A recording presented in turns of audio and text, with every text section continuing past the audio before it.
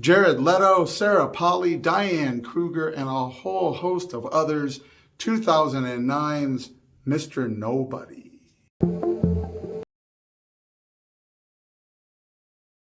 Not to be confused with the DC comic universe villain Mr. Nobody, who frequently was a thorn in the side of the Doom Patrol. Although there are some odd sort of connections thematically to that supervillain, but that's a long story.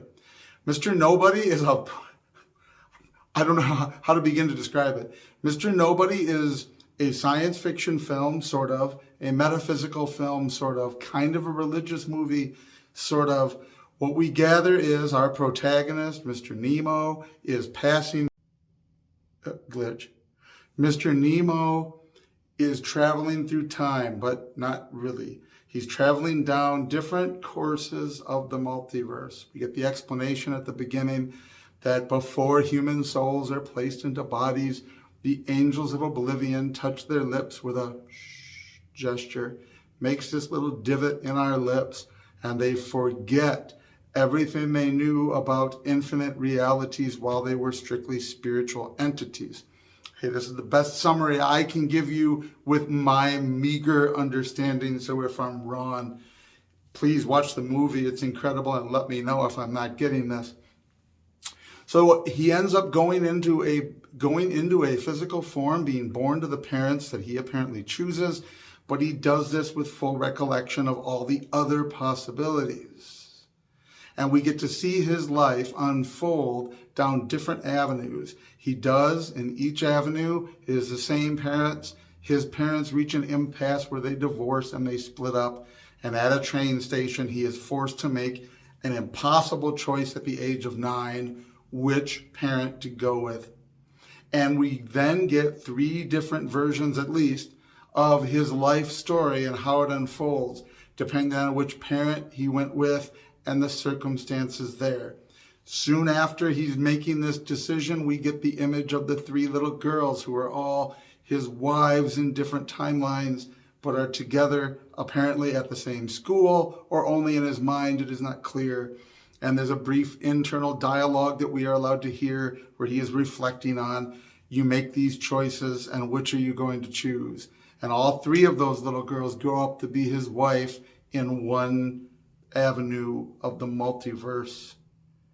As an old man, 120 some years old, he exists in a future where we have what is considered essentially immortality. Humans have invented the perpetual replenishment of the health of our cells, all the way down to a cellular level. That doesn't mean, however, that we are immortal. It means that we are potentially immortal. If you fall off a building, if you get hit in a head-on collision, something dramatically kills you quickly. Essentially, all the medicine does, or the treatment, is it prevents aging as we understand it, and therefore dying of old age diseases as we understand it. If you sit alone in a room where you're safe, you would go on existing indefinitely.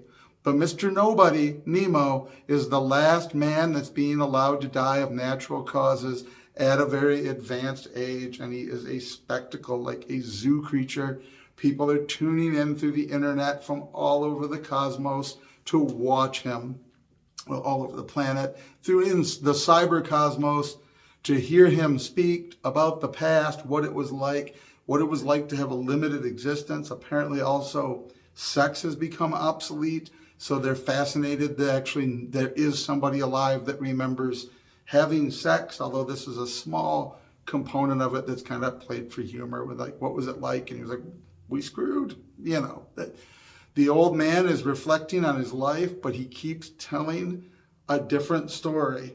As he reports to a reporter about his life, it is still that life where he has been traveling down these different branches of the multiverse, and we get to see the possibilities of his life with a wife that feels he's always detached because he's always lingering in these other realities. He doesn't even know her.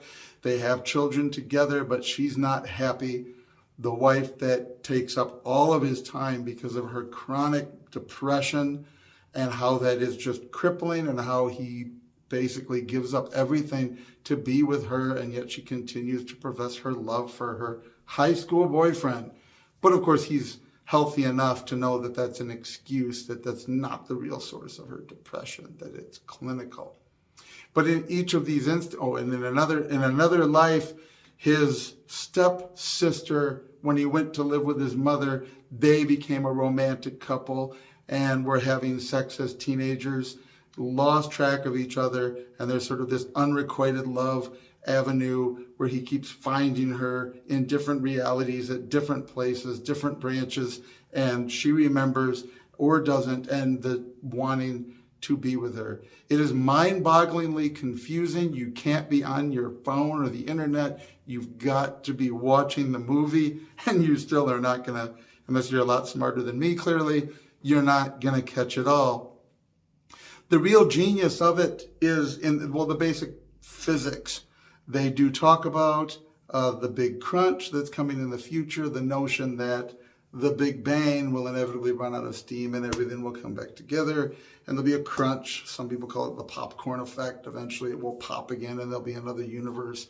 All very highly speculative stuff, but interestingly tied in. And because he lives so long, we do get to see there are these science fiction elements. He's in the future, the regenerating cells is being done, but also the one wife, he promises when she dies, he will put her ashes on Mars. He goes to Mars. We see a genetically modified version of himself and other humans in the future, somewhere between him on his deathbed and the past that we recognize. That's an interesting aspect where he's not just reliving these different versions of his life or relaying them, but we are getting glimpses of the future. And that relates it from the personal future to the larger future of a species. Like this is our shared timeline, but in it, here he is. And there's a weird metaphysical discussion that happens in a spaceport on Mars with a woman that he meets that, well, that's a whole other, about the big crunch and the idea that the big crunch will cause ripples in time and that in fact the next universe, so to speak, time will move backwards from where ours does, but how would anybody know because they'll be living it backwards? But then there's also the theory that at that point in the future, when this crunch has occurred, ripples of anti-time moving backwards are going to start causing this shift of things, and we will begin to actually exist backwards right in the middle of the ripple. From the Big Bang to the Big Crunch, somewhere right in the middle will be a ripple where everybody will be trapped. And of course, this is what happens to our Mr. Nobody when he finally expires and the world is watching. Cool little hovering cameras with wings like hummingbirds. Everyone wants to see him die of natural causes. And then everything begins to run in reverse. And it goes backwards through his life. And we see the three branches of his life, apparently cursed to live all three versions of it, at least three, over and over again because the angels in oblivion forgot to hush him. And so he remembers all of the possibilities, not just the ones from the choice. Although before he does expire and begin moving backwards, he explains finally to the reporter that none of this is real. All of it is in the imagination of a 9-year-old boy that had an impossible choice. We see him in that position as a 9-year-old boy, and it does leave you with the question, is it possible that all of these different possibilities, even into a science fiction-y future, are things the little boy is imagining as he's running for his mother's train? Is he trying to decide which way to go based on what he's imagining might happen, and therefore none of it is real? Or is it because the angels did not hush him at the beginning? He knows what all the possibilities are, which makes it even more impossible for him to choose, because as difficult as life is with each romantic partner, there's not a perfect choice. And the question is he really unhappy in any of them? He's not, per se. Some of them are. What to do what to do, which is the way it kind of brings us back to reality, back to the choices that we make, the decisions we make, weighing each possible path. What if you knew them all? And if you knew them all, how would you choose? Because down every path is letdown, depression, tragedy, and joy, and happiness, and good things. There's benefits down every path you take. You can look at any life looking at, it made me, of course, think about mine, which is what great fiction does. But if I look at my life, there's so many different forks in the road. There are some, every day is, but there are major ones like where to go to college, when I switched my major, when I dropped out of grad school to go to another grad school, when I got married, when I got divorced. Would I do that again? Yes. And the same thing, there are all of those benefits that came from something that had tragedy. But as imperfect people in an imperfect world, there is not a path we're going to go down that doesn't have suffering, heartache, and tragedy. And we'll also have joy and good times. If you knew, how would you ever choose? In our not knowing, we still have trouble choosing. In the end, Mr. Nobody is a fascinating movie. I know I overused that phrase, too much Mr. Spock in the past.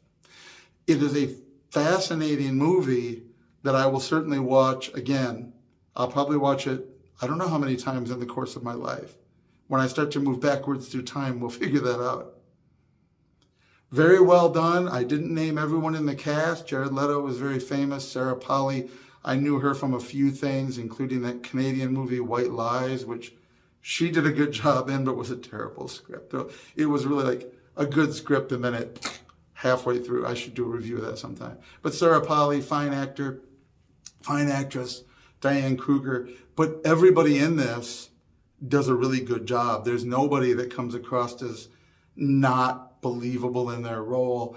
And the younger versions of Nemo, the young man that plays him, and the younger versions of his future wives, they all do amazing, and that really gives credence to the story, because you really feel like you're living through his good times and bad, his joy and his wonderments, all at the same time.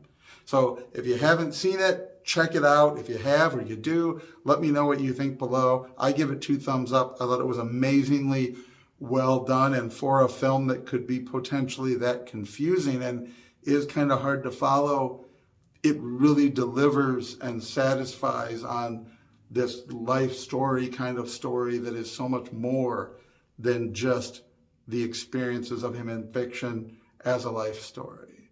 Mr. Nobody.